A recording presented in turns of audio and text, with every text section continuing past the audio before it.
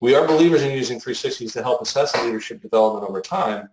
We also recognize it as a process that requires expertise, important planning, and really a lot of professional diligence. Therefore, there are some important considerations to keep in mind when using 360s to assess behavior change over time. We use an experienced 360 coach. This is a precise process. It does take experience and skill. So using a coach who is specially trained in providing 360 feedback and accurately assessing pre- and post-assessment results is really essential. Using 360 feedback to measure behavior change over time is a powerful tool that requires an expert's guidance. Interpret change over time at the item level, and then look for patterns between items, not at the competency level. So we're going to spend even more time digging into this today. Focusing on competency scores or even change on a single item level can hide important areas of behavior change and lead to incomplete and even false conclusions. We need to compare results using only the same raters.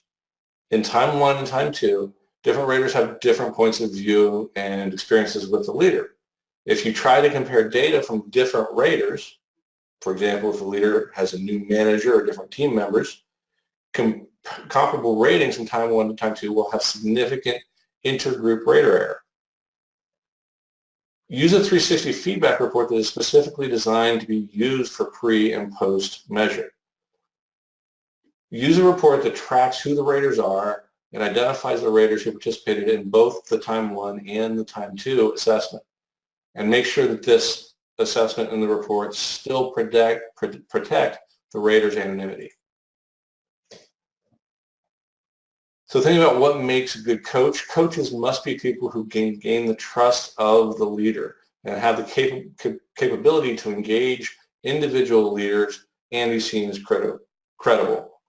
Ideally, coaches who are evaluating behavior change over time will have the statistical expertise to fully explain and interpret the results. They also need to demonstrate business acumen and have a deep understanding of what it takes to be an effective leader, and be able to help leaders gain the self-insight and manage leaders through different types of resistance to the feedback. So let's look at an example of a leader who received 360 feedback and took action to grow her leadership skills. This leader completed 360-degree feedback and learned that she needed to focus on listening more, especially listening more to her new staff members. She was open to the feedback and took her professional development seriously. The leader was effective and improved her listening skills, especially with her staff members.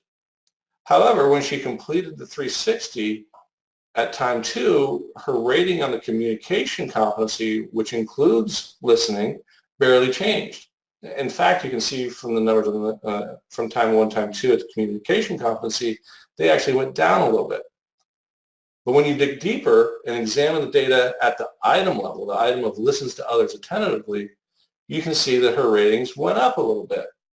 So by concentrating at the item level and knowing what she was working on, we were able to find that, yes, she did move the needle on this, but it moved a little. But then think about it. Her development plan was focused on improving her listening skills only with her direct reports, and especially the new members of her team.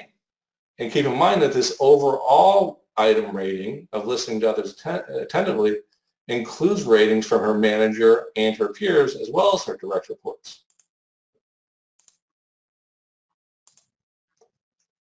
So when we dig into the data even further and look at the ratings on the item for listening to others attentively for her direct reports, we can see that she did move the needle significantly, a whole half a point with that group.